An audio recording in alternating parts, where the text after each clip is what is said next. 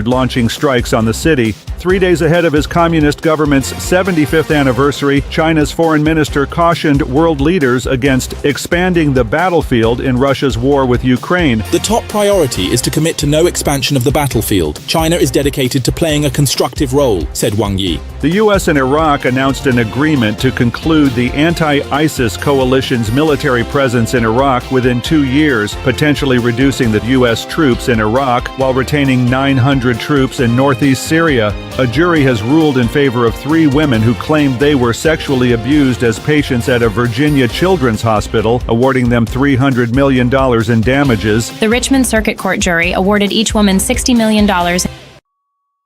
The opinions expressed on this program are those of the host or guest and should not be interpreted as statement of fact.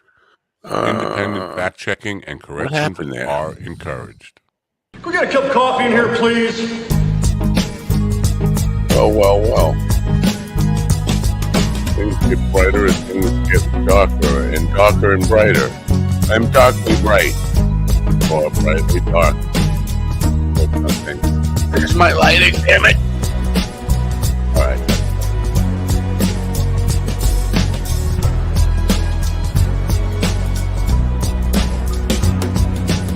Damn good coffee. And hot. My dog is your mind's best friend. Right, man. I don't like being this way. Wake up, America. You've got a dog that needs walking. And dimming. That's right, sunshine. Your dog needs Just dimming. put on a big pot of strong coffee and get ready to type your little hate mail with your opinions about Kumbaya and flat earth insanity. Stand-up comedy? You want stand-up comedy? Well, we've got sit-down comedy. It's time for Coffee with a Dog. You make me laugh. Oh. Are you laughing yet? I mean, come on, let's get that over with.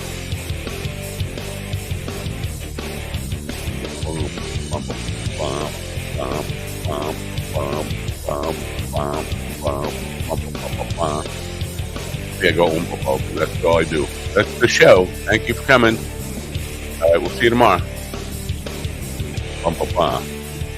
Jesus, the band just goes on and on. Oh, good morning, you crazy people, you mentally ill people of planet Earth. It is... Wake up, America. You've got a dog that needs walking. Another dog that needs walking.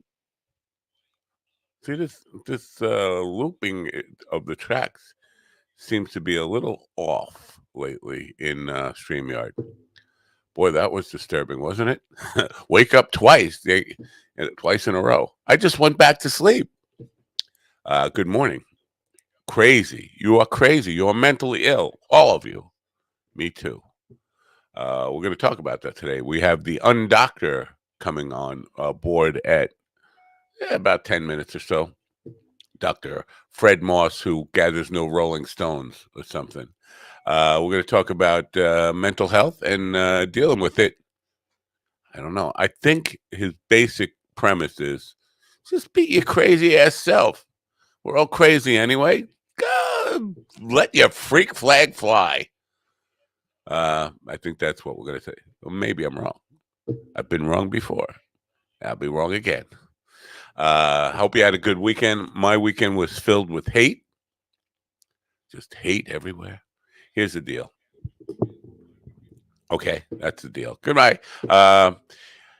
Ken Tamplin. I'm tired of saying the name. I'm tired of hearing the name. You probably, if you're not a singer, you're not a musician looking to like improve your singing skills, you probably never heard of Ken Tamplin. Ken Tamplin is an internet coach, vocal coach, who has courses out, be the best, how to sing better than anybody else, blah, blah, blah. There has been, I think I touched on this last week. I don't know. My dementia, I don't remember. But there has been a plethora, I just love saying plethora, don't you? Of videos out there calling Ken Tamplin a fraud, saying he's lip syncing. A couple of them do actually say he uses auto-tune and pitch correct, although not the ones that people thought I was identifying last week. So I did a video responding to all the crazy videos I'm seeing where people just want this guy canceled. Cancel him. Get him off my internet. Let's break him. Let's take all his money. Let's just ruin him. And I did a video on that, which got me more hate than than I've ever gotten, even from the flat earthers. And maybe if time allows later, I'll read some of the hateful comments. Yeah, not all of them like super hateful, but there are a few. Just because I dared question the evidence of his lip syncing. Now, I never denied that he does lip sync or might. I don't know, and I don't care. What the claim was that he lip synced in a live performance with his band. And again, this is not big stuff to me. They're calling him a fraud, basically saying that he can't sing, and we know he can sing because he sings a cappella a lot of times and shows off his ridiculous blah blah blahs and does those stupid high screaming, really high notes. Yay. That's not singing, but whatever.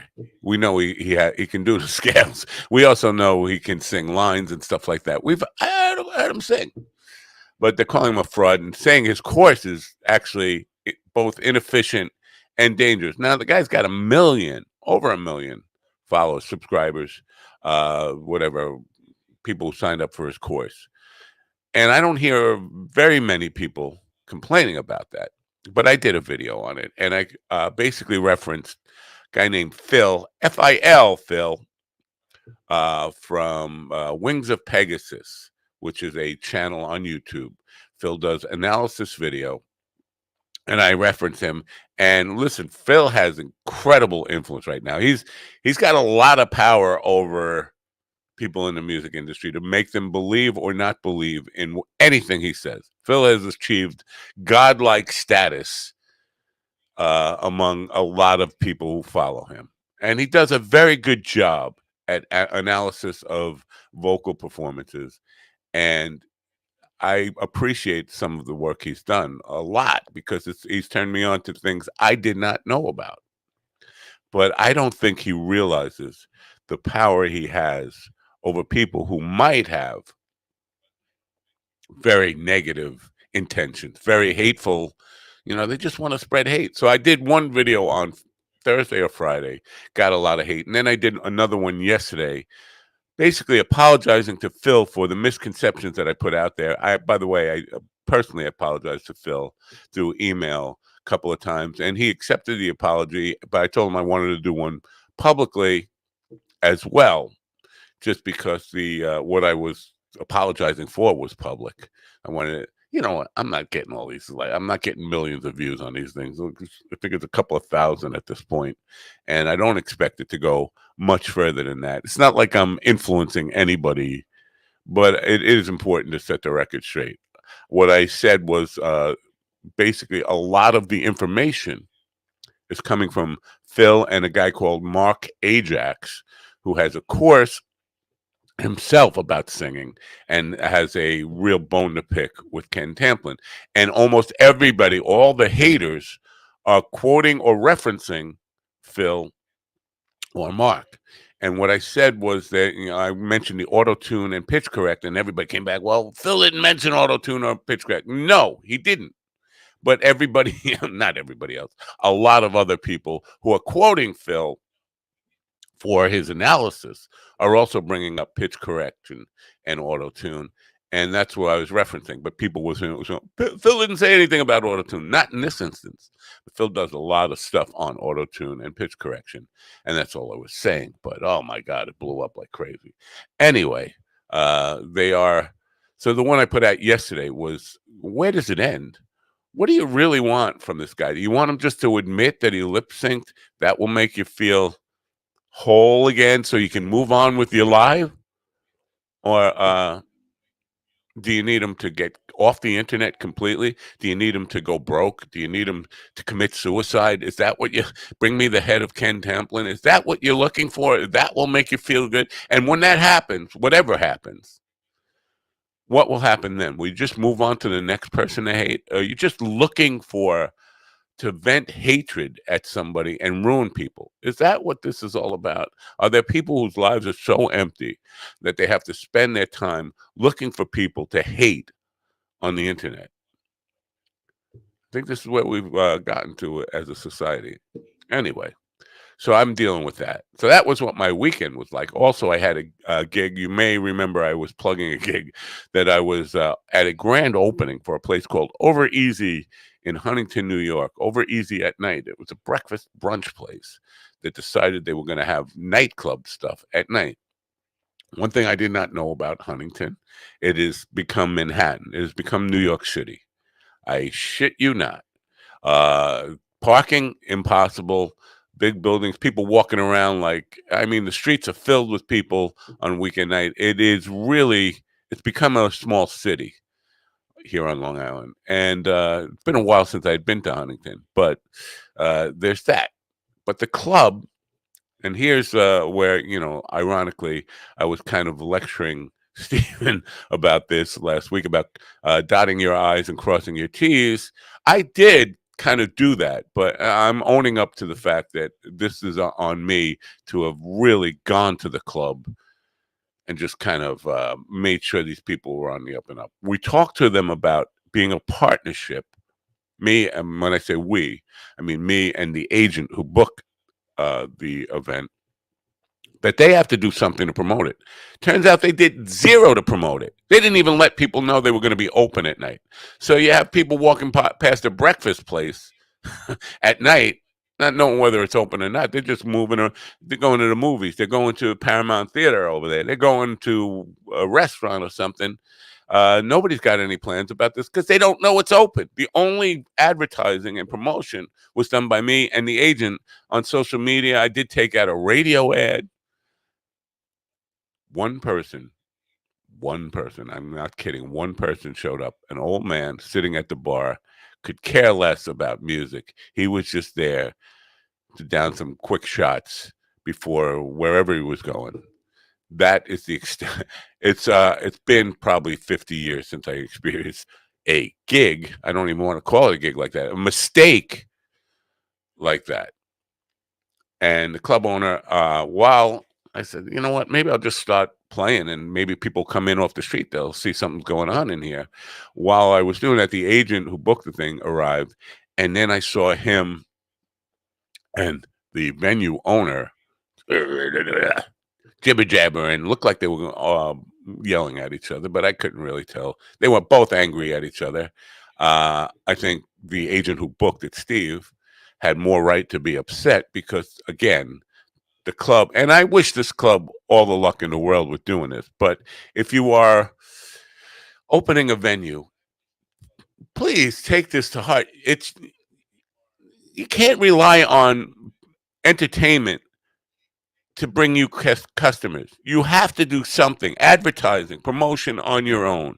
You can't leave it all up to the entertainers. Now, Huntington is a long way from anybody who even knows where I am. It's in the worst part of Long Island, the North Shore, and it's in Suffolk County, which is right at the beginning of Suffolk County. So basically, I brought nobody. Nobody came to see me. Yay. Although I had lots of people saying they were on my event. That's besides the point. Nobody showed up. Nobody knew in the area knew it was open. And the place could do well with just a little bit of effort from the venue. But there was no. And I hope they learned their lesson on it because there was another act there Friday night and they drew nobody as well. And I'm thinking that Steve's going and canceling the entire schedule that he has there. And now they're starting from scratch. They do have to, at some point, pick up the mantle on their own and do some promotion and let people know that they're open at night. And if they don't, they deserve to close. I mean, that's just that simple. Chris Christopherson passed away over the weekend. Chris Christopherson, extremely influential in my life because he was a songwriter with a gruffy voice, mine, which I could relate to. But he's also, I appreciated the kind of writing he did. Most people don't know he's a Rhodes Scholar and a Army helicopter pilot in Vietnam. Really unique guy, a special guy. He passed away, and I generally don't get all soppy over celebrity deaths, but this one hit a little bit hard. I tell you, 1979, Joe Mignani and I went out to California to try to sell demo tapes to record companies out in LA. And he had an Uncle Nick, who was the chef at I Love Sushi in Malibu. I don't know if that restaurant is still open, but Uncle Nick was a cool guy. He took us to a place called Trancas in Malibu, which was a small honky-tonk right on the Pacific Coast Highway, and Chris Christopherson's band was playing there. We got a chance to meet the band, and then we're invited back to the guitar player from Chris's band. I think his name is Kip, but memory, being what it is, from 1979. I could be wrong. Anyway, we went back to his house where they had a recording studio and a jam going on in the recording studio. Now, I'm 19 years old at the time. I hadn't turned 20 yet. And, these guys were all in their 30s. I was a kid in awe of a lot of them as far as musicians go. And there were a lot of ladies there also in their mid-30s. When you're 19 and you have ladies in the room, who are in their mid-30s, you are, eye candy? I don't know. Listen, I'm not, this might sound like egotistical, brag, I'm not. But compared to the 35-year-old guys, I was prime meat at 19 years old. And these ladies were all flirting with me. There was a lady 35 years old or somewhat, and she was making advances to me. I did not know she was one of the band members, woman, wife, girlfriend, whatever. But that caused some friction. People were angry at me. She wanted to take me into a room, and somebody said, "Stop, Bob's in there." Bob, being Bob Dylan, the Bob Dylan. This is the kind of place this was. So people were not pleased with me. We went to the recording studio, which is in the house, and there was a jam session going on, and I was trying very hard to get in to play a song with the band. And a voice came over. Joey Mignani standing right next to me, and a voice next to us came over and said, "Want to hit a tequila?" I was like, I know that voice. And I turned around, and it was Richard Manuel from the band, one of the greatest singers ever in rock and roll history. And I was just like dumbfounded. And I said to Joe didn't know the band very well. I said, "That's Richard Manuel from the band.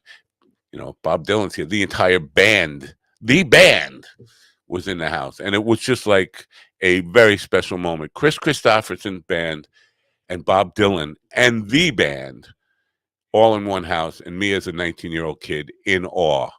And so, those memories, that most special, one of the most special nights in my life. And hearing, death is inevitable for everybody, obviously. But when you hear one of your heroes passes like that, it's gotta hit just a little bit extra hard. And Chris Christopherson passing was one of those moments for me. Anyway, I hope you guys had a great weekend. We're going to move on. We have on the show this morning, Dr. Fred Moss. We're going to talk about his alternative way of looking at mental illness and treatment of mental illness. We're going to introduce him in just a minute or so. First, we're going to get to something he may or may not agree with, but one of our sponsors today is Mind Bloom. Mind Bloom is helping people achieve life-changing clinical and personal breakthroughs, alchemizing both the psychedelic medication, psychiatric care from psychiatric clinicians, coaches we call psychedelic guides, and a lot of content and meditations and programs into this really transformational experience that, because it's delivered at home, costs a lot less and is a lot more convenient for people to receive.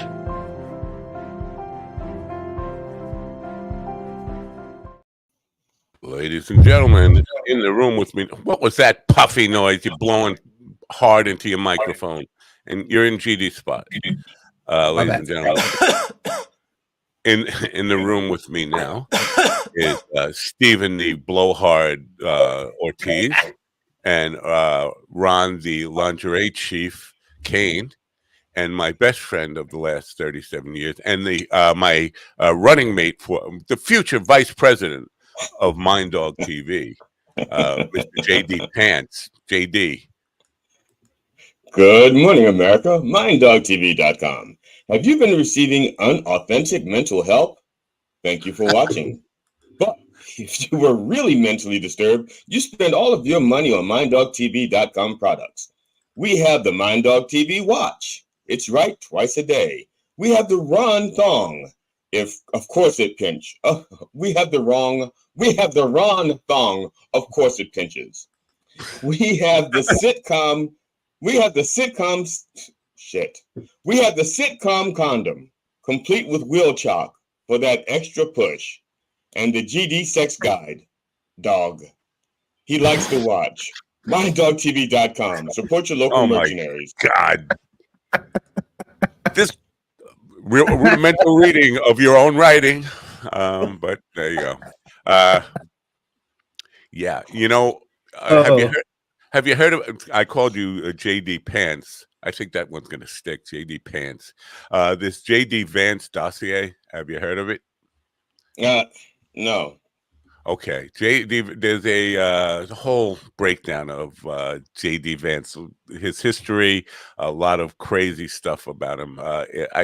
They say that Iran had a hand in creating this thing. Anyway, Ken Klippenstein tried to share it on Twitter, X, and was banned from the platform for life. Lost his account on there, and it basically just for trying to share this thing. Now, remind yourself that Elon Musk is Mr. Free Speech. This platform is all about free speech, but you can't share anything that I disagree with. Anyway, so he has his own website, Ken Klippenstein, where he has the JD Vance dossier available for people to download on their own. And I said, well, I'll just share the link to his site. This is what came up. We can't complete this request now. This link has been identified by X and our partners as being potentially harmful. Visit our help center to learn more. Sounds like free speech to me. Well, I'm not sure if you've ever read his book, My Weekend with a Credenza. It's beautiful. Okay. Anyway, so yeah, Elon's not all that true to his word on free speach, obviously. What? Yeah. I know. It's shocking. Elon Musk is a hypocrite? God, yeah. Man, that's a newsflash. So I got flies in the kitchen. What's going on here? Let's get to Dr. Moss, because we want to get to that. I will share some of the I talked about the hate stuff that's on my YouTube channel. I'll share some of that in hour 2, but we really have to get moving along here. Dr. Fred Moss. The dog is not supposed to have flies. The dog is supposed to have fleas. All right, I'll get them too. Fleas, crabs, you name it. I'm got it all those kind of vermin, pests, and all that kind of stuff. Dr. Fred Moss, have you noticed we've had a lot of mental health professionals, psychiatrists on lately, and I'm wondering if that's by coincidence or they're just somebody. If you're attracting it, if your universe is attracting it. Yes, the 4 of us are absolutely attracting all the mental health professionals in the universe right now. Absolutely. Dr. Fred Moss is a distinguished psychiatrist, mental health advocate, and innovative thinker with over 40 years of experience in the field. As a creator of Welcome to Humanity and the True Voice course, Dr. Fred empowers individuals to discover and express their true selves. And I got a dog barking in the background. And Dr. Moss, welcome to Coffee with the Dog. Your mic is off. We're not hearing you. You muted somewhere? Do we see him? We're not seeing him muted. Test 1 2. Oh, this is a shame. Doctor, down at the bottom, there's a thing that says settings. It looks like a little tool, and it will ask you to identify your microphone. Maybe that'll help. Oh, yeah, we're hearing something. Okay, you should be hearing me now. Yep, there you go. Hey. Sorry, I disconnected my mic. It's great to be with you guys. And by the way, I'm a supervisor at MindBloom, so not only am I a customer, but I'm a I'm actually own the product. So, oh, very cool. Well, Yeah. thank you for sharing that. Now, because I thought that you were 100% completely non medicine, and I consider that a medicine. Like, there's only one medicine that I could actually stand behind with any kind of reliable source, and that would be ketamine. Yeah. Very cool. Now, welcome to humanity. Yeah. I'm on this thing where I don't want to be part of. I think humanity is really in a bad place. What we talk about the human condition and understanding that we're all part of the same family of man. I think I'm a real pessimist about whatever we're considering humanity. So I'm not sure I want to be welcome. I think I want to be welcomed out. I want to be shown the door. Get me out of here. Here's what I got for you. You know that feeling you're having about not wanting to be part of humanity? Yeah. Welcome to humanity. We all share that feeling. Do we? Yeah. Yeah, I it's a tough ride. It's a tough ride right now being human. You know, it's been a tough ride most of the time since the very beginning of time, by the way. We just think we're all so special and that this time has gotten finally so bad that it's hard to be a human. But you don't have to go back, centuries to start seeing that the people who wrote back in the day, the sages, the wise, superstars of philosophy and the wise superstars of theology always have spoken about how difficult it is to be human. And indeed, it is difficult. There's lots of obstacles, lots of hurdles, lots of new kinds of challenges. And it's very hard to call myself someone who can back humanity with all the crap that's going on in the world. But that just because I don't want to be human doesn't separate me from the fact that I am human. And it's just the way it is. No one really cares about whether I want to be human. I'm human. And that's part of the human condition, is dealing with all the conflicts and all the difficulties, challenges, obstacles, and hurdles that are here. So all I have to say to you not wanting to be a human is, that's good. Welcome to humanity. Okay, thanks. I guess I'm stuck here. There's nothing like being at a party where there's no door, no exit door. There is no exit, dude. That's exactly right. You can check out, but you can't leave. That's exactly right. Yeah. Well, I'm not sure that's an uplifting message. That makes me feel a sense of doom. Again, whether anyone cares about whether you think it's an uplifting message, the same answer holds, which is welcome to humanity. Wow. Now, so the difficulty being human, then, is that more of is that a thing? I mean, because we all have survival. All animals there's a challenge in surviving. But is the challenge of being a human the fact that we have raised the bar of what it means to be human and we can't meet it? And that is part of the problem? He's just jealous because he's missing 2/5 of the human equation. Well, I don't even know what you're referencing, but I can assume I do, and so it's a 3/5 of a person joke. That's what I thought it was, and so I got that. And I'm not going there. I'm just not going there right now. I'm a terrible person. I think we've established that years ago. So okay, well, here's what I think. It's not a matter of raising. No one's ever had a standard where that they met the standard. I mean, if you look back in time, there's never been a group of humans that said we got this collectively and that they had it. It's always been difficult to be a human. You go back to Marcus Aurelius, you go back to Socrates and Plato, you go back to even Jesus and Buddha, and all these people spoke of the inherent misery of what it is to be a human being. Like, no, we're not cutting it. No, we're not actually meeting our basic goals. We're not, it's difficult to work with all the evil and the good in the world. It's difficult to challenge, to figure out what the right next thing is to do, or how to interact effectively with my neighbors or with my family or with my friends or even with the enemy. Like, what is there really to do? And it's been challenging forever. Although I share the notion, don't get me wrong, I share the notion that this is really difficult times and I'm more confused and feel like I'm stumbling and bumbling and tumbling through the world even more than ever, that somehow just a few years ago, it wasn't as difficult or as challenging or as disorienting as it is now. But in reality, it's always been maximally disorienting. And if, there's just a new set, sort of like, if you will, same day, different poop. I mean, that's really what we got here, is the idea that we are challenged deeply on what it means to be effective human beings. And right. And some people aren't doing it the way we wish they would. But that's some audacity too. We have some audacity in thinking that now should be different than it is. Right. You said something in there about good and evil, and part of the conversation lately is whether good and evil truly exist, or they just people living up to the moral code that we put on. Our expectations of what we consider ethical, good, moral, or any of those things are good. And this is I know it's like an out there question, but good and evil are forces of nature. Do they exist, or are they constructs of the beholder? Yeah, they're are constructs of the beholder, for sure. And you could say they both exist, but they exist because we call them existing. But the truth is, we come from our own vantage point, and from that particular vantage point, we get to determine, or we actually are the ones who are defining, those who are with us are probably good, and those who are against us are probably bad, and those who do what we do are probably good, and those who do what they do are probably bad. And we just make these definitions that are very arbitrary, in fact, and only a function of the point of view and the mindset that we find ourselves in. So there's nothing inherently good and evil. I mean, in truth, there's nothing inherently good and evil.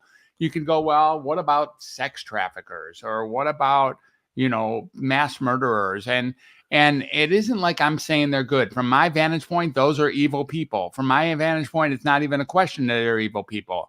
But not from everyone's vantage point are they evil people. From some of their own vantage point, or maybe their mom's vantage point, they're not evil at all. They're just being who they would be, having the life that they've had up until now in whatever direction they're pointed. And so good and evil do become judgments that are, vague and in fact variable. Well, I'm going to I made this argument Friday, I think, when we were talking about this, that the perception of good and evil, in my opinion, it has to be perception based on how you were raised in your environment and your, all of the outside forces. Like, for example, like the example I used was a kid raised in Nazi Germany might think that what they were doing was okay because they were raised around it. Then that's not evil. What would be evil would be the opposite. It would be, helping a Jew out, right? So I just feel like it would be perception. So see, it's not just me. And he's bald too. I like the phrase "helping a Jew out." I don't know. I like it. Well, I'm just saying, like, it just. I know. Right? Buddies are doing. That's what your buddies are doing here, right? Yeah. So, Dr. Moss, in the description here, it says that you. Oh, I just lost it. Let me find it again. Here it is. Like Dr. Fred empowers individuals to discover and express their true selves. Now, what if your false self is a better person? By whose standards? I mean, the truth is, you only have one self, and you can pretend to be somebody else and in order to protect the person that you are, but one of them is a pretend and one of them is real. I mean, the truth is, there's just one true self of yours. And what does that even mean to be a better person? You're just pretending at that point. I can pretend to be an NBA superstar. That doesn't mean I'm an NBA superstar. And I could say, oh yeah, I'm a better accountant than you, when I've never actually even been an accountant. But those are just false narratives. And the idea let me clarify then. Let's say your natural self, your real self, is such an asshole that you would never be able to get a job if you had to pass an interview. So you have this false persona that allows you to interview well, to get these jobs, and even cope with other people in that situation. But to be fair and honest, I think I've done that on every job interview I've ever been on. I become all different. Of us have done it. If you call your natural self, the one that is like not held back, that is just following the impulses, that is just taking what appears to be the underlying source of your anger, of your angst, of your anxiety, of your awkwardness in public. and call that your natural self, you're actually missing the point. Part of your natural self is to mitigate that so that you can be socially acceptable. And it isn't a matter of lying to yourself. It's a matter of realizing, okay, I want this job, or I want to be approved in this group. And I'm not lying to say, I invite you not to lie, but you have to actually offset your impulses to be a complete asshole. The truth is, we are all complete assholes underneath this whole thing. I am without question a complete asshole underneath this package. I'm with you. 100%. And so it's up to me in my truest self to mitigate that, to actually monitor that, to actually, rearrange and reconfigure that so that I indeed can be a contributing member of society, because my higher self is deeply interested in being a contribution to society. That's why I had the courage and the audacity to even come on this show, for instance. Well, thank you for saying that, because I live by that. Like I'd rather you hate me for thinking I'm who I am than lie to you and put on an act for you. And I think all of us, we can have good and bad within our own personalities, but you have to be true to yourself and don't worry so much about judgment. And I said this before you came on this morning. I said, I think he's going to tell us it's okay just to let your freak flag fly. And that's what it sounded like you just said. It freed me up to be my honest self. And I have said many times in this program, everybody knows I can be a dick, but I'm going to be, at least I'm giving you my true thoughts about something. Exactly. So. Yeah, in the interview, if someone asks you, "Is you're a complete asshole underneath all of this?" just answer, "Yes, I am. Absolutely. I'm a complete jackass underneath all of this." And what am I doing here? What I'm doing here is showing my very best self so that I can get this job, or so that I can be in a compelling conversation, so I can make a difference with the listeners, so I can, get the date, or get the, maybe get the 35-year-old hot woman who's at my party with me. Yeah, that was a long time ago. Now 35 is like a kid. I think I'd be put in jail for breaking the law. Yeah. Yeah. Well, I mean, to be fair though, Matt, you're a damn good looking 93. So yeah, that's true. Well, thank you for that. But you're not my type. I know. Too much balls. I get it. Let's start with finding your true voice. You wrote an entire book on that, so it's not like something you can just say in a couple of sentences here. But what does it really mean to find your true voice? All right. So we have been talking about GD. I just want to thank you for that question, by the way. Really well stated. I truly appreciate that. I think that find your true voice is really an access to getting to that harmonic frequency that's at the core, genuine, authentic self that's inside of you. And the way we do that is we move out the things that are in the way of actually speaking our truth. So over time, we have really all learned how to be someone else to protect the person that we are. We have learned how to pretend to be somebody else in order to protect the person we are, under the same guise that GD brought forward. The idea that maybe that person is more likely to be better, more likely to be best seen, more likely to give in a high judgment. So we take on what we think will be a better person in order to offset the fear we have of actually, vulnerably displaying our real self. Inside Find Your True Voice, especially in these difficult times, and they're no more difficult really ultimately than they've ever been, but they sure seem that way. We have an opportunity to move off the mud, move off the rust, move off the cobwebs, and start realizing what our true self is and speaking our truest self in the circles that we ride in. For instance, the inner circle, the people that we're really intimate with, or the somewhat, the middle circle, the people in our community who might or might not know us, and then the larger circle, the world as a whole. So by moving out those things and by actually speaking to what's sitting in our core values, what's really sitting in our inner self, what's really sitting in our genuine, authentic self-expression, we get to then be sort of really aligned with something that's been with us every day since we've been born. Like you really get access to who you really are. And in that capacity, you start to have a frequency, like a harmonic frequency, like I'm aligned with what I say at any given moment. So I don't have to mumble. I don't have to remember what I said yesterday. I don't have to actually take on any kind of unnatural persona. This is really a crisis in our present world. And that is that, people have now reached a point where They don't say what they need to say when they should say it, or they say things that that are misaligned with who they really are. Or in some really large, really rare but important cases, people actually say things that even they don't believe. This is a crazy phenomena that people are now speaking as if what they have to say is aligned with their truest self.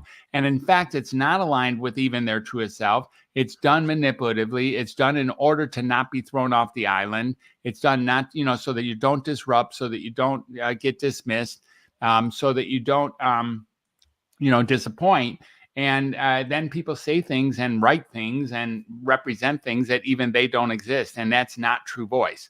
True voice is really getting as close as we can to expressing our core values and our authentic, genuine self at any given moment. And by the way, your true voice is not a stagnant experience. So what you say today does not have to match at all what you say tomorrow. It just doesn't. A true self is not the one that is entirely consistent day after day after day. It's how you are at any given moment. And new information floods in all the time. You're allowed to change your mind. No problem. That's part of being alive. That's part of this human experience. And that can be part of your true self. Just say what's so.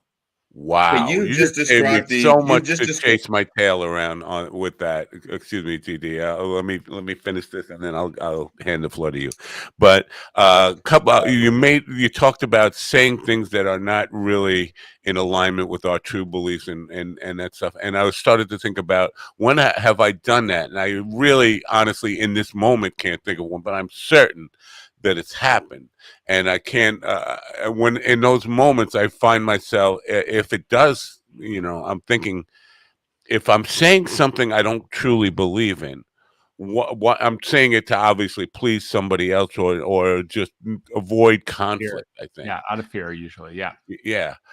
So there's that. And I'm thinking about when I have done that, and that puts me in a cycle. But then this idea of battling that and having a conscious awareness and this idea that your views can change. We live in a gotcha time where people will dig up your past and say, oh, you said this, and then use that against you, and then you feel defensive about it, and you're questioning, like, what do I truly believe in? If I'm going to look at what I was saying then 5 years ago compared to what I'm saying now, and they are in conflict with each other, that leaves me in a really uncomfortable place with introspection and thinking about who the hell am I? And what do I truly believe? Not that that's a bad thing. Sometimes that's a good thing. I think self-examination and asking yourself that question is a good thing, but it can be really confusing.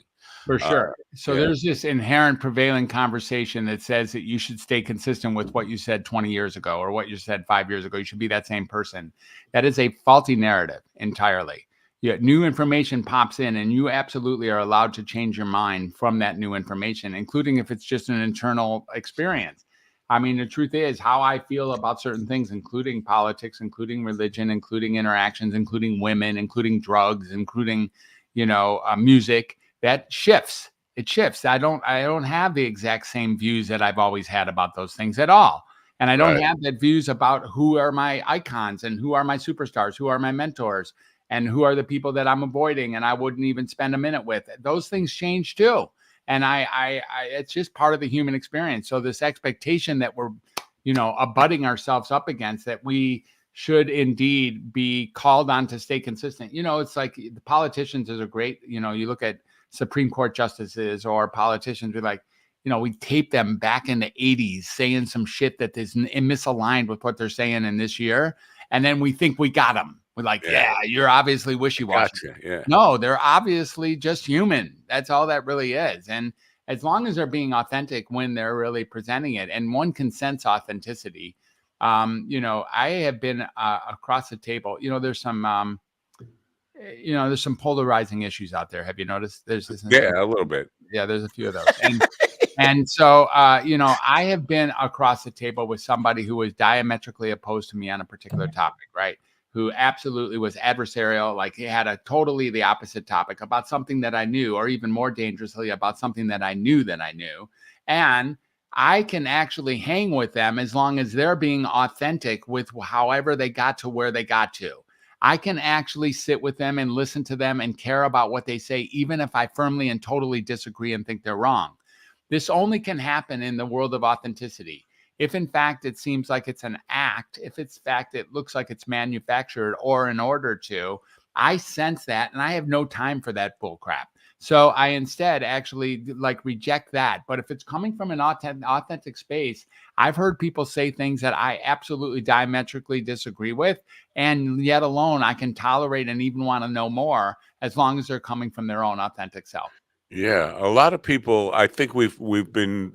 You talk about polarizing things. I think we've been polarized to the limit where we will find a reason to be polarized about the simplest, non-important things. We can start a war over vanilla and chocolate. Oh yeah, yeah. It's Exactly right. and I think we've decided team think. So we're just going to, what would my team want me to say in My this tribe. moment? Yeah. Yeah, my Mhm. tribe. Yeah, any way you want to put that. It's all about, drawing lines and not listening to the actual conversation. Just know that I have decided that I'm on this side of the line and you're on that side of the line, and I have to go along with this agenda, which is a point I was making with somebody on Twitter the other day when they were talking about party stuff. I said, once you define yourself as a member of a party, a political party, you are committed now to defining yourself that way throughout the whole thing. You've given up your critical thinking to groupthink. You have to think along the platform.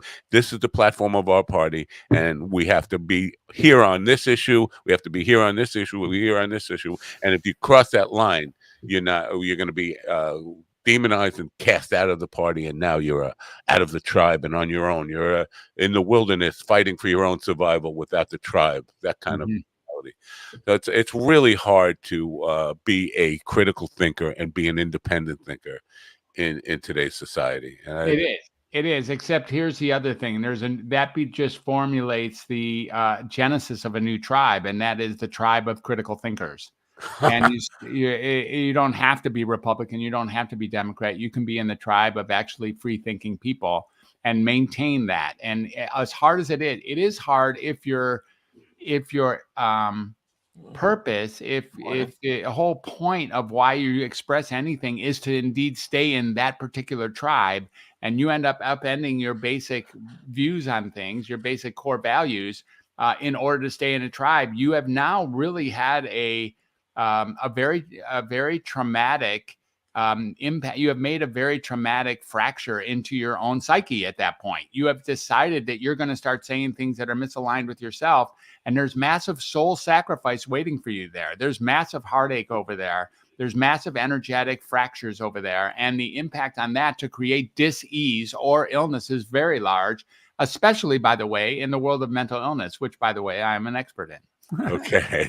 Well, you know what? We have, as I mentioned before, we've had a lot of people who claim to be experts in this. And you know what? I appreciate your education and background in this and your experience in dealing with this stuff. But we've had people on who, psychiatrists on who have been in it as long as you have, and would say things like hallucinogens or, mind bloom or something like that is dangerous, and it breaks down your ego and whatever the mantra they use on this stuff. But when it comes to expert opinions on anything, it's if you agree with that expert, they're an expert. If you don't agree with them, they're a fool and the enemy. Yeah. So, I've been in the field a long time, I guess, if you call 45 years a long time. I've seen a lot of clients, which is something over 30,000 people who have called me their doctor in those same years. And, I've been around the world. I've practiced psychiatry in Bhutan and Nepal and Thailand and Israel and France and Italy and England, as well as in at least 10 different states in this country. And that it doesn't make me that much of an expert. Even if I've seen 30,000 people, that's just a small fraction of the number of people who are on the planet, of course. Right. And, but I have some ideas, and I don't think that way about ketamine, by the way. And I think that the dissolution or this dissolving of our ego is actually a great experience. There's something really great about being able to reconstruct, because it's nonsense down here in the 3 dimensions. I mean, we made up some bullshit and we just follow people who made up similar bullshit who have a big following. And we just think that that's the way life is. Life is so multidimensional. And one of the things that ketamine has to offer is a real honest to goodness experiential view of multiple dimensions of what's really out here. And reconstructing ourselves after a ketamine journey allows us to at least bring back whatever we can to this 3 dimension in that reconstruction and create a reality that's entirely different than the one that wasn't working in the first place, that was leading to some form of depression or some form of anxiety, awkwardness, or discomfort. And ketamine, therefore, can be very effective in the fact that it dissolves your ego and forces you to reconstruct it on your way back to this 3rd dimension, or 3-dimensional world, I should say. I love it. I love what you're sharing with us today. But again, I agree with it, so that's why I love it. You know what? I don't know how I'd feel about it if I disagreed. Maybe I would be open to learning something new here. I hope I would be, but I have to say that you haven't said anything that I disagree with, so that's probably why I love it. Yeah. Now, undoctoring and treating. And I don't know if treating is the right word, dealing with mental illness issues through like creativity and finding your own true voice and all that stuff. It sounds great, but for maybe anxiety, stress, bipolar disorder, but when we come down to real severe mental illness like schizophrenia or things like that, psychosis, what you're talking about, does that apply to those conditions? Absolutely does. So here's the thing. Once we call somebody schizophrenic, they become schizophrenic, and then we start giving them medicine that make them schizophrenic. We give them the diagnosis, they walk out the door, and now they're schizophrenic, and everyone treats them like they're schizophrenic, and now they pretend they're schizophrenic. Now, we don't know. You don't know very many people who are taking really good care of their lives and then coming down with schizophrenia. I'm telling you, that isn't how that really works. Right. How it really works is if you take really poor care of yourself and you walk into an emergency room one day and say that you're hearing voices and you tell the wrong person the wrong thing, now you're going to get jammed with some antipsychotic medication that absolutely is going to create the chemical imbalance you thought you had. Right. And not only that, these medications actually induce, increase, perpetuate, or frankly cause the symptoms they're marketed to treat. And then the horse gets it put in front of the cart, or the cart in front of the horse. And we have a significant problem here in that the medications and the treatment and the diagnosis itself are self-propelling this client to be a perpetuating schizophrenic. The truth is, you haven't met a healthy person who got schizophrenia. That isn't how that really goes with that diagnosis or any diagnosis. But once they walk out of a psychiatric office and they've started taking their medicine and started owning the identity of what it means to be schizophrenic, and everyone starts treating them as if they are schizophrenic, they absolutely then become schizophrenic in the name of the word. And that isn't something that actually happens organically at all. So, in fact, I think that diagnosis is the number one trauma, way more important than the medications. And then the medications actually propel the essence of the diagnosis forward by creating the symptoms it's marketed to treat. Wow. Yes, sir. I was having a conversation with Kelly Carlin 2 weeks ago, and I was talking about my inability. I was going through some insomnia issues, and I said, I'm having problems with my internal dialogue. The voices in my head are getting so loud, and I can't quiet them. And I said, if a psychiatrist heard me right now, I'd be in a psych ward for having schizophrenia, because I'm talking about the voices in my head. So I relate to what you just said. If we say I'm hearing voices, then I'm not hearing strangers' voices. I'm having an internal dialogue. But describing it in that way, the voices in my head are just too loud, and I can't get to sleep at night. Hey, that sounds like you might have schizophrenia, and then we're self-diagnosing ourselves as we all have voices. We just call it different things. So we call it our inner dialogue, or we call it our intuition, or we call it, look, irreverent. If you don't have a voice, let's be quiet for a moment. Yeah. That voice that's telling you that you don't have a voice is a voice. Right. I don't have no voices. I have no idea what Dr. Fred's talking about. I don't have voices. That's not me. Right. I know. That's the voice. I realize that we only have a few minutes left with you. I'm curious about this undoctor stuff, because let me tell you a little bit about it real quick. So undoctor is exactly what we're talking about here. The idea was It's actually an affectionate moniker, and some of my friends and colleagues and mentors think I should maybe dump it. But here's the point.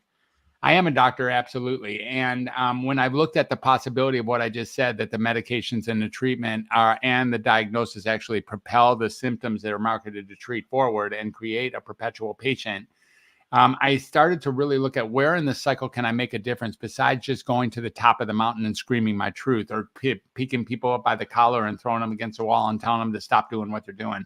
Violence doesn't really work in this direction. So what I really decided was the only impact I can make is by letting people know that maybe there's nothing wrong with them in the first place. Now, if there's nothing wrong with them in the first place, no kidding, like nothing inherently wrong, with back to this idea of inherent bad and good, inherent right and wrong. Maybe there's nothing wrong. We don't blame a log for burning in a fire, right? It's a fire out here, and we don't blame the log for actually catching fire. Or as Krishnamurti said, it is no sign of mental health to be well adjusted to a profoundly sick society. We really start looking at that, and that maybe nothing's wrong. Then the undoctor flips into place, which is, as the undoctor, I undiagnose people, then unmedicate those people, and then undoctrinate those people so that they don't have to walk into the conventional psychiatric industrial complex at all, where damage will be done. Wow. Heavy stuff. Here's my issue, and I appreciate what you just said completely, but I think a lot of people, especially the people I've talked to over the last 6 years on this platform, wear their mental illness as a badge of honor. And boy, I don't want to be undiagnosed. This gives me my identity. Especially a lot of comedians seem to be mental health awareness advocates and all this stuff, and they're proud to be mentally ill, and this is what they define themselves as. I'm not going to be able to touch that group. That's right. Yeah. That's okay. It's okay. If you want to wear a badge of honor that you think you're ill and diseased and dysfunctional, that's completely up to you. If that works for you, you should keep doing it. And I don't have anything to say about that. Look, the reason people get a mental illness is because they know that there's something wrong with them and they want to be told what it is. Unlike other doctors, people don't come to us to find out if there's something wrong with us. They come up to find out what's wrong with us. Right. And if I tell people that they're normal, it's the only subspecialty in all of medicine where people get pissed. I'm like, you're okay. They're like, what the hell? Why did I even come to you? And so it's like, well, you're fine. Yeah, go see the receptionist and pay. That's got to feel a little weird. Like well, except in other fields, it's not weird. If you go to an oncologist and they tell you you're fine to pay the receptionist. It's no problem. Thank you for telling me I'm okay. Wow. And the truth is, the subspecialty of psychiatry is one where people come in to get confirmation that there's something wrong with them so they can actually relinquish responsibility for the parts in their life that they're not aligned with. So life is hard and we do stupid things all day long. We make mistakes. We hurt people. We hurt ourselves. We're awkward. We say things we wish we wouldn't have said. And if we can actually blame that on some sort of alphabet soup of a diagnosis, we're glad to do that. If I can tell you, no, that's not me, that's my ADHD. That's not me, that's my PTSD. That's not me, that's my spectrum disorder. That's not me, that's my bipolar disorder. Whatever I say, if I can say that, I get to relinquish responsibility for the things that I don't like about what I do in the world. Yeah. And people take on that responsibility. And then there is some actual emblem. There is some actual, badge of identity, badge of honor that comes with, I have ADD. ADD is for sure the sexiest, easiest one to say. That is, anyone who says I got adult ADD thinks they're saying something good about themselves. It's just crazy, man. We all have ADD. We're totally distracted 100% of the time. Asperger's is another one where people are walking. People really love that one for sure. Yeah, because it means I'm really smart. I'm just weird. Exactly. I'm smart and weird. And compare me to Dustin Hoffman. That would be great. Yeah. Yeah, exactly. It's all very complicated, and the way back seems to be everybody has a different approach to it, and so and the idea that I feel lost, although I may not be lost, is what I think what you're saying is like, we're all welcome to humanity. We all have those feelings. That's freeing in one aspect, but in other ways, it feels like, well, what do I do? How do I stop feeling so crazy? Well, it's okay to feel crazy, because you know what my answer is to that. No, I don't. What Yeah, is? Welcome to Humanity. Oh, okay.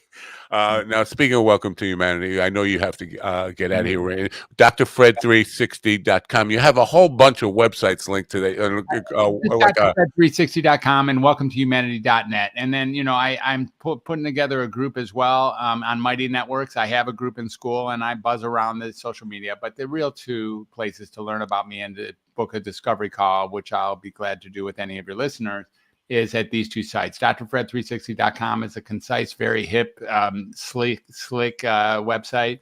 And then the expanded version of it is welcome to humanity.net. Right, let me take the book out of here and then we'll say goodbye to you. I know you have a heart out. Thank you for being here. This is a very compelling conversation, and I'll probably reach out to you. Thanks for being here today. Bye for now. Dr. Fred Morse. Sorry, DGD, you never got to ask your question. Do you remember what it was? I'll answer it for you. You can't answer it. But that's okay. No, I will answer it in this. Welcome to humanity. That's not the answer. No, it is the answer. That's okay. No. What's your takeaway from what you just heard? And do you feel less crazy? Do you feel more crazy? Nobody goes to a psychiatrist, psychologist, therapist, life coach, any of these people to come out feeling like feeling a little more crazy when you went in than when you come out. But from what I heard, and I think I was right, and now I take away from it, let your freak flag fly. Just be as crazy as you want to be. That's kind of a dangerous message to society, right? Especially if you're criminally insane. And also, and also make sure you lie on your interviews. And that's what you took away from it? Yeah, lie on your interviews. Don't let them fucking know you're crazy until after the fact. You need that sweet insurance, man. Well, according to Dr. Moss, we're all crazy, so they should know that. If you assume that everybody who comes in for the interview is pretty crazy. That is the crazy part, that the person that's doing the interview is thinking they're not crazy and that the other person may be crazy. I think what Dr. Moss said is they think they are crazy. The person doing the interview does think they're crazy. We all think we're crazy on some level. Welcome to humanity. I could be wrong about that. I could be wrong. I'm wrong about everything, right? I'm just wrong. I'm a wrong guy. I'm the wrong guy. I have an interview coming up, and I know that I need to pull my cock out at that interview, so they know that I'm not crazy and won't just 100%. And you're not just going to put your foot up and show them the bottom of your foot like you do here. You also have to come on the desk to show that you're committed and that you finish anything that you put your mind to and that you start. I don't know. I feel a little lost in the woods here with this stuff. It was a great conversation and things to think about there. How great would it be though to show up to an interview with just one shoe on? And you're like, I got to leave this foot out because I'm a foot model. Well, I just say if you're going to do that, make sure you bring cameras and they're rolling and we get good content out of it, because that's what the world seems to be about now, getting good content. I'm going to play the news and then we'll come back. We have a whole hour now to ourselves. We have no guests in the second hour. So I do have entertainment news as well. All right. Let's don't bring me down.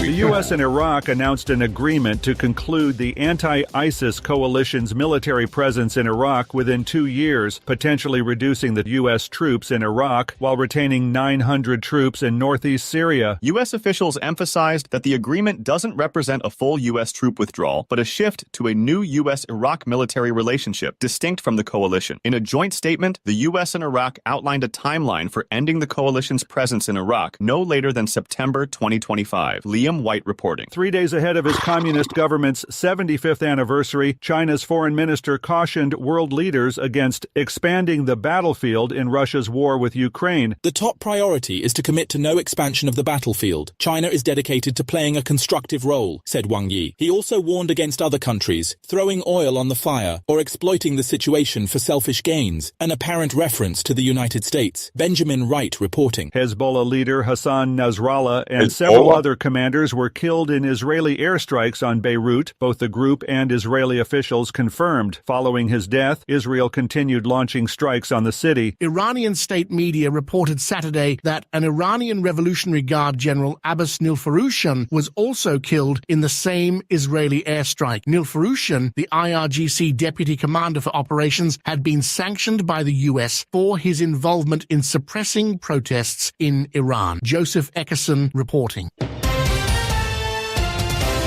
This is the latest news headlines. WW International announced on Friday that CEO Sima Sistani would be stepping down immediately, with Tara Kamonte, a Weight Watchers board member and former Shake Shack executive, assuming the role of interim chief executive. The New York-based weight loss company didn't disclose the reason for the sudden leadership change, but noted that Kamonte's appointment comes as the company focuses on improving its operational and financial performance. Founded over 60 years ago, Weight Watchers has recently faced financial challenge. Kyle Norris reporting. A jury has ruled in favor of 3 women who claimed they were sexually abused as patients at a Virginia Children's Hospital, awarding them $300 million in damages. The Richmond Circuit Court jury awarded each woman $60 million in All right. Oh. Women were patients at a children's. Thank you. Like the one. Damn it. I don't know why I can't turn the loop off. Whether it's on or off, it's going to be on. Women were sexually abused as patients at a children's hospital. Why are women patients at a children's hospital? I'm not condoning the sexual abuse or anything. It's just very confusing that why are adult women patients at a children's hospital? And did they say women patients? Yes, they were abused as patients in a children's hospital. Okay, maybe. I have two theories. One is that this happened when they were children and now they're adult and it's just coming to light. Or B, they are physically adults, but mentally they're considered children for some odd reason, and that's why they're there. Kind of like us. Also. Kind of like us. We're yes. adults, but we're children. And so if I got sick, if I claimed to have schizophrenia, let's say, I was diagnosed with it, they'd put me in a children's psych ward. Maybe it's no, not you. But maybe it's postpartum moms that are in the hospital there. Maybe like moms that just had babies that are there with babies that had to get transported. I don't know. No, that's the worst guess. You must. Worst guess? I'm diagnosing you as a woman gives birth to a baby and they have to go to the children's hospital. That happens all the time. It happened to me when I was born. Your mother was a patient in the children's hospital? She was on an IV in the room while I was right after I was born, yeah. All right. I guess we can move on. I don't know. I'm not buying it. I'm not happy with that answer. Anyway. It's still a confusing thing, though. I don't know how. It still doesn't make sense either, though. Regardless, yeah. It does seem like Israel is intent on like bombing every place in the world. They got people who hate Jews there. Let's send a missile. Not Israel, Netanyahu. He's trying to stay out of jail and trying to stay in office. And he's doing everything he can do so that the Israelis will see him as their only hope to be strong and to be safe. Right. So wait a minute now. You say not Israel, Netanyahu, but then the Israelis see him as if they're backing. Yeah. Well, about 60% of them are backing, but they didn't start off backing him. Before he was in danger of being ousted. If they had held the election on October 6th, and a special election, he'd have been out. But as of October 7th, and everything that's happened since then, he's created this atmosphere where people are going like, he's keeping us safe. He's keeping us safe. If what you just said, and I'm not disputing what you just said, but if that happened to America, there would be conspiracy theories that whoever was in charge caused that to happen on purpose, like it's a false flag operation. Our country is not based on a religion. Israel is based on basically the country's, huh? Yes, we are. We're based. No, we're not. Well, we're not based on a religion. I mean, it's not like in Israel. For the most part, Israelites or Jews. That's the country. Okay, that's the thing. In America, in the United States, we're not a religious country. I mean, yeah, they're trying to make it that, but we really aren't a religious country. The United States flag is not a Christian flag. It is just a flag. To the same It's not the Star of David. Well, I think technically you're right. We don't have an official like national religion. Our country was not founded to be like I said, in Israel, the Star of David, that's their flag. Okay. It's a Jewish nation. We put that nation together so that the Jews could have a nation. That's not what happened here. I think that what you're talking about really is the crux of the divide politically, because half the country would say you're wrong. We will find it as a, and now I'm not saying that. And they'd be wrong because they disagree with you. Because they're wrong, and they don't have to agree with me. They're just wrong. That's a matter of debate. That's what the divide is all about.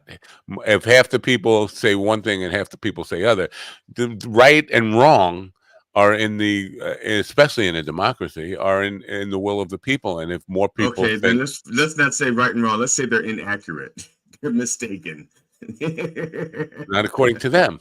It doesn't matter what they think. To you, it doesn't matter what they think. To them, what you think doesn't matter. And they'd be wrong. No, right, wrong. Right, wrong. You're wrong. Ooh, shots fired. They'd be wrong, mistaken, and in error. All right. The trifecta.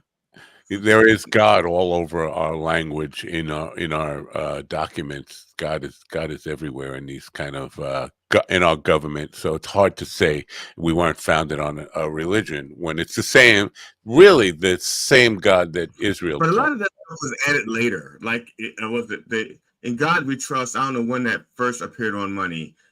When they happened around the commie threat. I don't know when they added God into the Pledge of Allegiance. I don't know when they added that. But these things were added slowly. It's not like when the country was founded. Yeah, they did have this piece of crap language about inalienable rights by God or something like that. But even still, they were deists. They weren't Christians. Were they? Yeah, they were deists. Thomas Jefferson wrote that line. I think he was a Thomas Christian. Jefferson wrote his own Bible without all the magical miracles and Jesus said, yeah. He was like, they were deists, not Christians. Make it sexy. Make it sexy. I mean, they mentioned like God sprinkled in it, yes, but it's almost like they were mentioning it from a personal perspective, not like it has to be a thing. That makes sense. They weren't saying you have to be Christian to be part of this nation, or No, they definitely put in freedom of religion for just that reason, that you don't have to believe what we believe. You can, because that was basically how a lot of people got here, from not believing in the Church of England and the Mayflower and all that stuff. They were either criminals or they were not religious, towing the line of the state religion in England, and that's how they ended up here in the first place. So. Here in Australia, because Australia had nothing but criminals. No, yeah, I don't know, man. But so it does seem like, coming back to my original statement, you said not Israel, just Netanyahu. I do think, because I have a lot of people in my life who were born and raised in Israel. They're here working. Some of them are now American citizens. Some of them still have dual citizenship and go back and forth. They are behind Netanyahu and his efforts to just bomb everything. They are supporting him, but they're not giving orders to bomb things. They're supporting him, but they're not taking money. They're not deciding where government funds are going. They're not the ones that are saying, let's not focus on saving hostages. Let's just bomb the shit out of stuff. Okay. Right. When it started off, their focus was, let's save the hostages in Gaza. That was almost unanimous. Let's get the hostages out. That was almost unanimous. And then Netanyahu, through cajoling and just sheer will, has bent that country into saying and believing that he's the right one to lead them out of the trouble.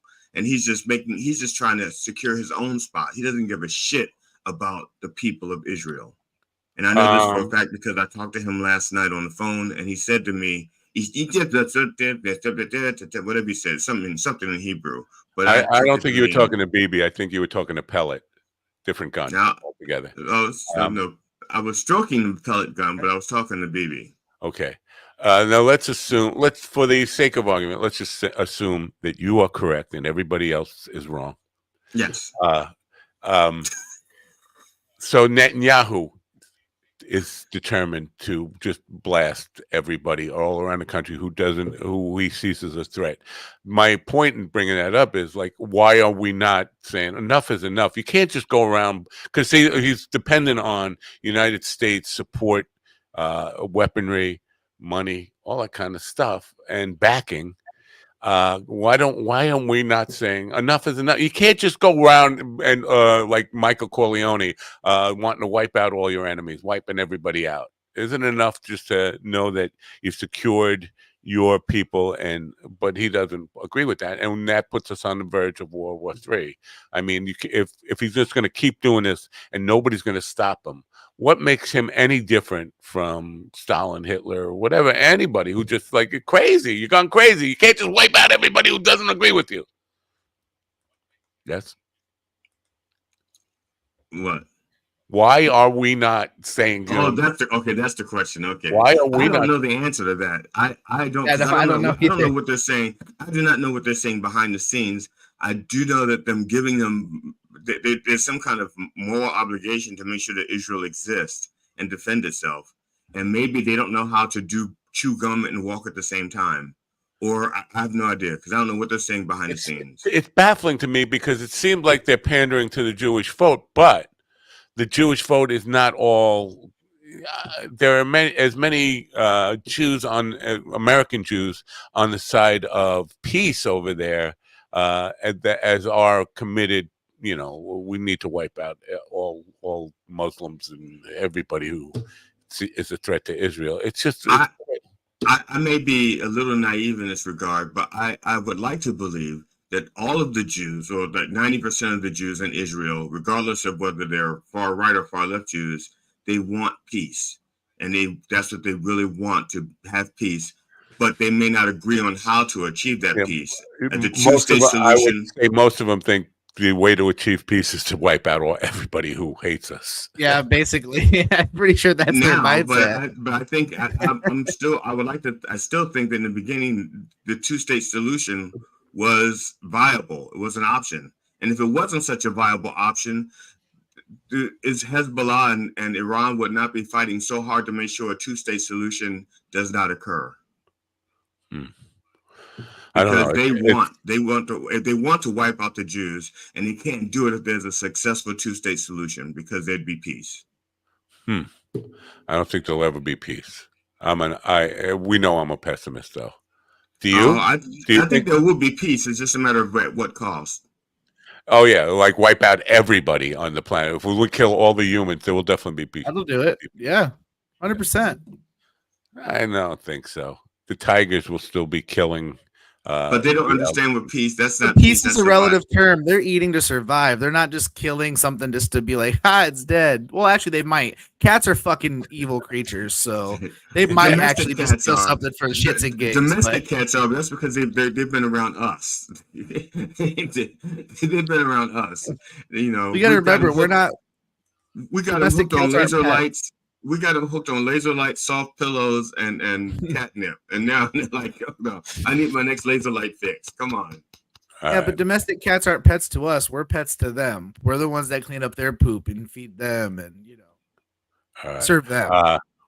Well, now, before we bring in showbiz news and get to this stuff, you guys don't even know about Ken Tamplin, do you? You don't. I know about him because of you, but I don't care. And even after you talk about him on and on, I still don't care. Right. I just don't. I didn't know who the hell you were talking about. I was like, fuck. Me neither. Yeah. I mean, like, you fuck talked that about guy. him last week. I You don't talked know. about him last week extensively, and I didn't care, and I still don't care. That's But fine. I'm not. I can tell you care, so I'm going to pretend to care so that you can go ahead I and talk don't about care. it. I don't care. This is what I care about is this propensity for piling on. We figure out who an enemy is. It's this cancel culture. We figure out who's been the bad guy, get as many people on our side, try to convince people that this guy is the devil. He needs to be canceled, taken off the internet, business shut down. And once that happens, we move on to the next person, and we're just going to cancel this person. And this is like epidemic now. And so I asked the question, what will it take just so I can never hear about Ken Tamplin again? You can have him. You can sign up for his course or not. But why what will it take for you to let's let this end, but not transfer that onto the next guy when this cancel culture ends? And it just seems like the internet is completely based on let's identify an enemy, let's take him down, ruin his life, make sure nobody ever has to. He can never utter a word again. Let's sew his lips shut so that we can feel better about ourselves. And then, as soon as that happens, we have to identify our next victim. And when that kind of thinking, sooner or later, it's going to come back to you. Oh, let's get this guy. It's that mentality of let's just identify an enemy and bring it down. Sooner or later, we all become the enemy, the one that's going to be brought down. And that's what my reason for even bringing that stuff up. It's just like, God, man, don't you people have anything better to do with your lives than to identify enemies? Just to, let them be, especially if he's not affecting your life at all. This is the point. Like, if you haven't signed up for his course, if you weren't there in the audience and bought the ticket for when you accuse him of lip syncing, why do you even care? Why does this matter to you? It doesn't affect your life. He didn't take money out of your pocket. Oh, it just because you're speaking of lip syncing. Lip syncing. Yeah, you've seen the Frankie Valli videos? Have you seen them? No. Oh, they are just so, I don't know who is behind them. They're basically putting him on a dolly and just wheeling that man out on stage, and because he barely moves. I'm surprised he's still alive, to be honest with you. Exactly. I think he's almost 90 or 90. I was gonna say I don't think he is alive, really. But just look it up. The video, I've seen him for months, and now they're finally just starting to talk about it. But it is very sad. And you want to talk about lip syncing all the way? He is, because he can barely move his lips. He's like this. Wait, well, I think he is safe. Is this like Weekend at Frankie's, the sequel to Weekend at It Bernie's? fucking sure looks like it when you see the videos. It's like, I think he died 10 years ago. I think he's safe from the cancel culture being that old, like this idea of making him an enemy for lip syncing. But, that's a good point to bring up. Like, what a lot of people in show business do it. Madonna was doing it back in the 80s. Now, she claimed it was because she had so many, her dance stuff was so elaborate that nobody could possibly keep the air for a good quality singing. But, this stuff has been going on forever. The lip syncing stuff, again, if you didn't buy the ticket and you're just at home and you found out somebody lip synced something live, it doesn't affect your life. Why get so fucking rabid about it? Like, yeah, with Frankie, it's more sad than anything. But Yeah, the other part of that, it is nostalgic for people. So some of the people gladly paying that money to see him lip sync because it's a nostalgia. It's like he's still with us, and let's celebrate him while he's still here. And make sure you get that VIP package, because after this show, Frankie will sling around the N-word, and with definite a hard R to bring you back to the civil rights era of racism. Wow, I did not. Also know known, also like he called it, the heyday. Yeah. Wow, I did not know that. By the way, I called that word. Actually, to be honest, the first version of that song was "Negroes don't cry, Negroes don't cry." Is this one of your parodies that you're just trying to? No, that was just top of my head. Yeah. I got called that word on Twitter the other day. I forget what it was. Negro? Oh, yeah, no, the other one was a hard R. Cry. Oh. All right, fine. Republican? Yeah. I was just like, what? I can't remember. It was what it was. It wasn't. Oh, it was about Theo Von, because Theo Von was interviewing Mark Cuban, and all I said was Theo Von is like inherently stupid, but he's got this platform. He desperately wants to be known as an intellectual. He's also a bit of a fame whore. Like he just wants to be around famous people all the time, and this is what he brings to humanity. This is his big offering. And somebody said, "Shut up, N-word." Oh, and I was like, jeez. "What?" And oh, that's allowed on Twitter, but not the JD Vance dossier. Well, it's allowed what's because crazy? you're not. Yeah. Go ahead, Stephen. I was gonna say, Oh what's no, he crazy says it too to black is- people all the time. The guy who called me that, I looked through his feed, and that's basically every tweet he puts out is that to everybody, no matter what your skin looks like. He's basically calling everybody that. I don't know how they choose what's allowed and what's not. Because like on TikTok for the last 2 days, scrolling through, and there's just videos of women just full spread eagle. I don't see that. I told you one day I saw it. Are those after the nature videos where the eagles No. are just no? It's legit like this 18, 19, 20-year-old girl just showing her butthole and vagina to the world. And Is it like, it's do they have it like kind of spliced in with something where it's like either like kind of dark or anything, or they just no, it Yeah, is it's blatant. Like, look at my butthole type pictures. Okay, It's the like, algorithm, the algorithm has identified you as a butthole enthusiast. I get breastfeeding guess videos so. that show up on Instagram. Wow. Okay, I have a question because the things that y'all send us generally are not women spread eagle and stuff like that. They're not the No, tasteful just say it, nudes. GD. They're generally erotic videos that are sent. No, I'm trying to say is, but they're not generally tasteful nudes like women spread eagle. They're usually not tasteful nudes that you send. So why are you saving the good stuff for yourself? Why are you subjecting us to the not so good stuff? Is what I want to know. The not so good stuff. No, I think Yes. it's all quality stuff, and I love how GD says it like we've hurt him. yeah, I know. This sounds like a Show me conversation. the good stuff. This sounds like a conversation for HR. Like I've received these videos, and I don't know how to feel. He's sending me the wrong erotica. He keeps sending me dude on dude, and I want vagina. No, I would not. It's not like I would say to HR, I don't know how to feel because I know exactly how to feel. And it's because I feel that way that I'm bringing it up. Then why are you laughing? If I don't laugh, I'll cry. All right. I want to before we get to show business, I want to share something totally ridiculous and stupid with you. Like that's anything new. This is what came across my Twitter feed this morning. I'm going to explain what you're looking at here. This guy, Aston Forbes, says, for people wondering why I'm knee-deep in quantum mechanics, free energy, and missing airplanes, I'm afraid there's only one answer. The United States teleported a civilian airliner and covered it up. That's what my country did. The physics is real.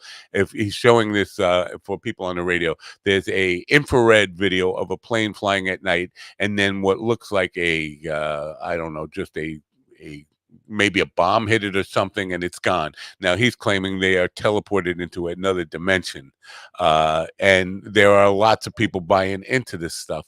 It could be. It looks to me like we just took out like a KLM. Remember that Korean Airlines thing that was bombed. So, but this idea of teleportation, a country teleported a civilian airliner. The question I would have is, didn't everybody on that plane?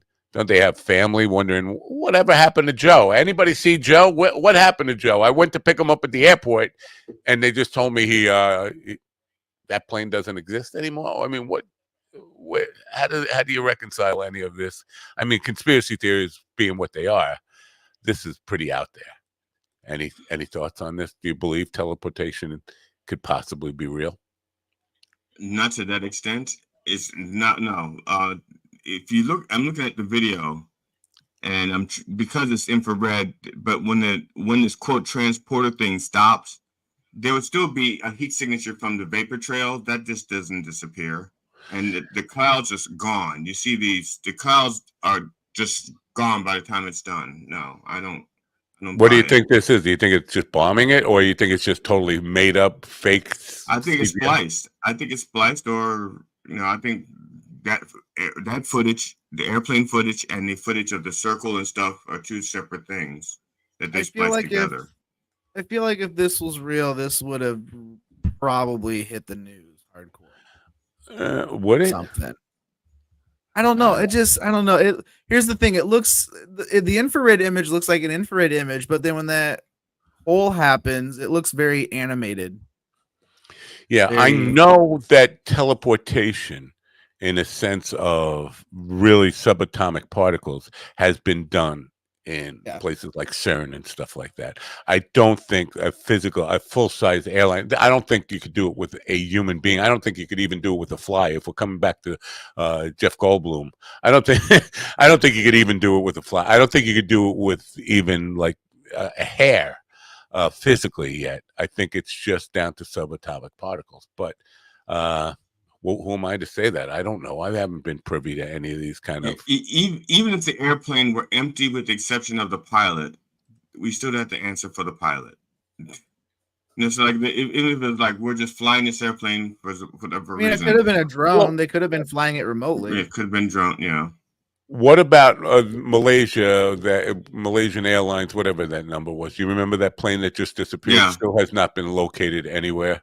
I thought they found some of the debris, like the tail or something, with the number on it. They found some of the debris. If that's true, I have not heard about it. I'll look that up. But my understanding, as far as the last thing I watched on Netflix about it, was it vanished without a trace, and there still has been no trace of it recovered, which is really weird. Just for a plane to just disappear from the sky without a trace, not even, I don't know, a scrape of airline material. Anyway, I thought that was pretty, because what got me is there's a lot of credentialed physicists weighing in on this, that they think it's possible. And it's like, what the fuck, man? Who needs one more crazy thing to consider? All right, you ready for showbiz news? Are we ready? Let's get it, dude. GD doesn't look like he's ready. He looks like he's staring at his cock. I'd be smiling as opposed to pictures of his cock. The look on his face means he's looking. I'm not going to hit the button until everybody tells me they're ready. I'm ready. I'm ready. And now, bringing you the latest in entertainment news from Hollywood, New York, and East Bumfuck, Montana. Here's our chief entertainment correspondent, Ron Kane. West Bumfuck. Ladies and gentlemen, it's showbiz.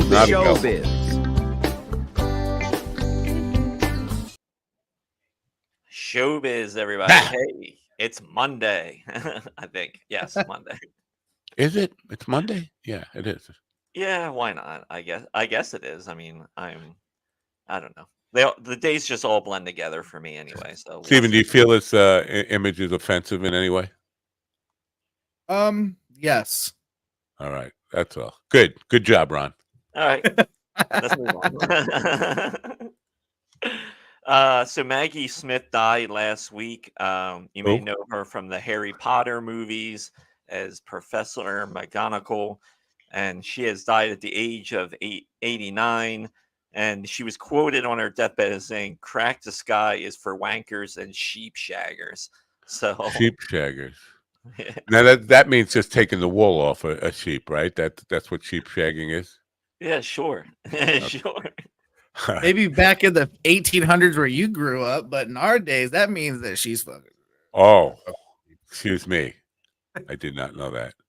I've never seen a Harry Potter movie. Never. I will. That's in the second Harry Potter movie. Have you seen a Downton Abbey episode? No. Ooh. Harry Potter. I've never seen anything. I haven't even seen anything outside of this room. I've never seen anything. We believe it. There we go. Oh, don't break my heart. Yeah, Chris Christopherson has died at the age of 88. And just a reminder, he was still in Blade 3. No one is forgiving that movie. What is Blade 3, a movie?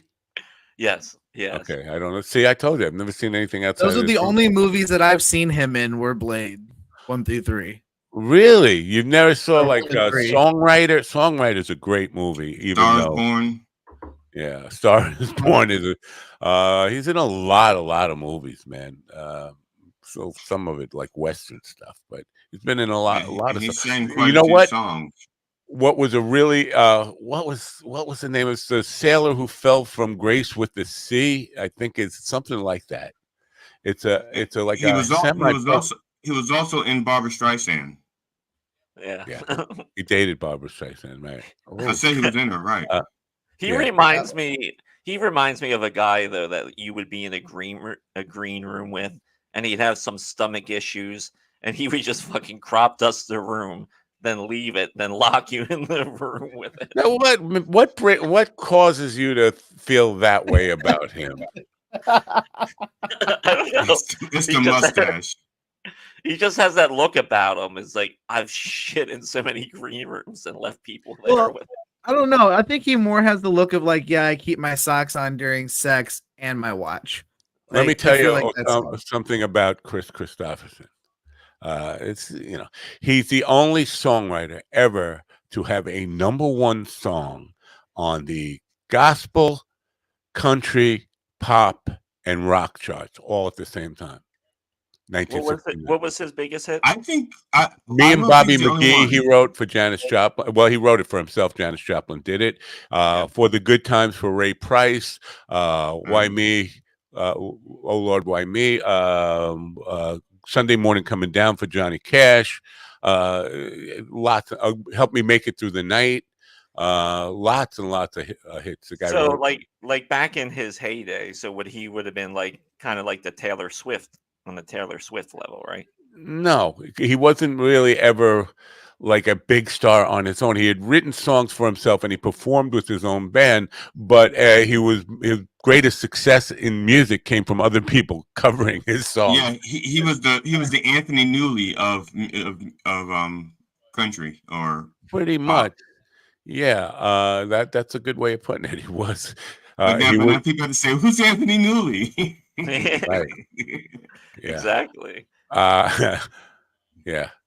Well, so moving on to another death, John Aston, pictured here with Judge Reinhold from Beverly Hills Cop. He passed away at the age of 76. He was sick with cancer, and his most recent movie, he was in the Axel F movie on Netflix. Which was just a remake of the same movie that you'd say from the 80s. Did he do anything in between? Yes, yeah. He's as a character actor, he's got a pretty long resume. He was in movies like Midnight Run and all these other movies as just small roles or just like co-stars. But yeah, he during the 70s and 80s, he's a well-known character actor. Yeah, He shows up on TV shows occasionally when you're just going through your channels, and all of a sudden some old show comes on, then all of a sudden you'll see him. I think he's the guy who put the banana in the tailpipe. That's all I'm saying. Yeah, he was in the car. Yeah. Okay. All right. Well, rest in peace, dude. Yeah. So we got through the deaths. This Saturday, season 50 of SNL started. It was okay. It was a little up and down. There was some decent stuff. There's some good jokes in Weekend Update, but season 50 is currently now up and running. And Maya Rudolph did the cold open this week as Kamala. Now, I would say I thought that her impression of Kamala Harris has gotten better since the last time I saw it. Before, it was just like Maya Rudolph. I'm Maya Rudolph, and they're saying I'm Kamala Harris. But now she's actually got the voice a little bit better. The other characters, and the guy who does Donald Trump does a great job. But the other people that they brought into the other main characters, I thought they were just so-so. Less than so-so. especially consider the talent that they brought in to portray those people. No, I just want to say that So was the monkey that Peter Potamus. You guys are too young for this cartoon. Peter Potamus and So. Hurricane Harry Hippo? Hurricane Holler. Hippo Hurricane Holler. I accuse Mikey of that all the time because Mikey can get very loud. And when he goes from the belly, he does the Hippo Hurricane Holler, which is and be able to move a balloon around the world in one breath. The Hippo. Ron, the next time your algorithm palette needs to cleanse, go ahead and Google Hurricane Hippo Holler. Peter Potamus. You'll get Peter right. Potamus. Yeah. Next time you need a palette cleanse for your algorithm. Right. Okay. Now, speaking of season 50, if you can just for a second, Jelly Roll, did you catch his performance? Was it? I watched 30 seconds of it, and it sucked. That's why you turned it off. I think he has an interesting voice. Not my bag of tea. Not my tea bagging. Jelly Roll. It was no crack the sky, is what you're trying to say? I just watched it and went, okay, I can live without this. Okay. Listen, Jelly Roll is just Adele for forklift drivers and people on probation. What I will say about his performance, though, his two performances on Saturday, some of his backup singers. Have you seen his wife though? No. Ron, do me a favor and just look up Jelly Roll's wife real quick. It's gonna blow your fucking mind. I swear to God, you're gonna be like, how and why? And why? How did you get underneath him? Is that what you're saying? Jelly Yeah, Roll's because wife. apparently they got together when he had nothing. So this dude's got to be packing a fucking bologna log or something because Jesus Christ. You don't look that hot. Come on. He's a babe. But she's not for him though. Yeah. For him is what I'm saying. Him when he was 4, She's a porn star. She's okay. been rode hard and put away wet. I get it. She's a bit beat up, but for him is what I'm saying. Like, damn. So, she's the Hollywood 4, but Poughkeepsie 10. Exactly. You know what? Exactly. A bartender who used to be at a lot of our gigs told me once, why chicks end up with like fat guys like that is because they really enjoy giving head, and they also like having a pillow while they're giving head. So they like fat guys because their belly is something they can rest their head on while they suck cock. That's not super far from the truth, man. I married way outside my ballpark, and my wife says the same thing. She goes, "I don't care if you lose weight, but don't be hard to lay on. I want something soft." I'm like, all right, that's true. Wow, but you never know. She does seem like she could be fun. Like they lock you in the green. They lock you in the green room with her, and she just shits with the door open. Right. Well, what is it with you shitting in green rooms, Rod? What is happening? Yeah, Ron, what has comedy done to you? Right. What has comedy done to you, Ron? I don't understand. What hurt you? Let me just before we move on Jelly Roll here, I just want to.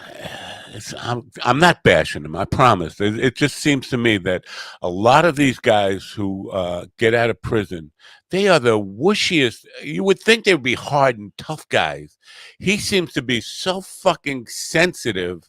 Because I follow him on Twitter. I don't know. I didn't he's not like somebody I'm really all that interested in, but he pops up on my Twitter and he's always like making himself out to be a victim or like hurt by something somebody said. And after the show on Saturday night, he was like just like crying in his soup. And I was like, you know what? Most people in your shoes, in big old fat shoes. I didn't see your big old fat shoes. Most people who have been on the downside of life and now are playing Central Park and then going straight to Saturday Night Live and being the guest music, they would kill for that opportunity and not be crying about it. Where is the gratitude for all the shit that happened? Why are you always whining and making yourself like just seem like such a big fat pussy? Like, come on. Yeah. Me personally, I'm not a big fan of his music. It's just it's not for me. I was a fan of his stuff before he became like real popular because it was more gross, grungy, dirty. Like it was fun. Like he was just having fun with it. Then and now he's like, I want to go back to the days where a guy got out of prison and he was like, I did my time. Even back in the day, that was him. That was him back in the day. He was, it was him. Steven used to be a fan until Jelly Roll chalked his wheels and locked him in the green room with him while he shit with the door open. Wow. I would put a bullet in my head if I had to sit in the same room with Jelly Roll shitting. No, thank you. Shots have been fired across Stephen Ortiz's bowel by Ron Kane. He just fired that big lingerie. He fired shots across the bowels. Yeah, across my. Don't shoot. No. He did not shoot shots across my bowels. What the fuck, GD? I am not a gay. Let me out of here, Jelly. Let me out of here. No. All right, we can move on. I think it's safe to move on. I think it's safe to move on. Huda Codby is leaving the Today Show, and like it says here, Huda, I hardly knew her, but she was on there for like 20 years apparently, and holy crap, that's how long I've been out of the loop. Yeah. Well, I'm actually longer than I've been out of the loop, but I never even heard of her. Yeah, so she's leaving, and Al Roker is still there. Wow, Al Roker's still alive. He's in Jelly Roll's belly. I have to say goodbye to Gubs. Al Roker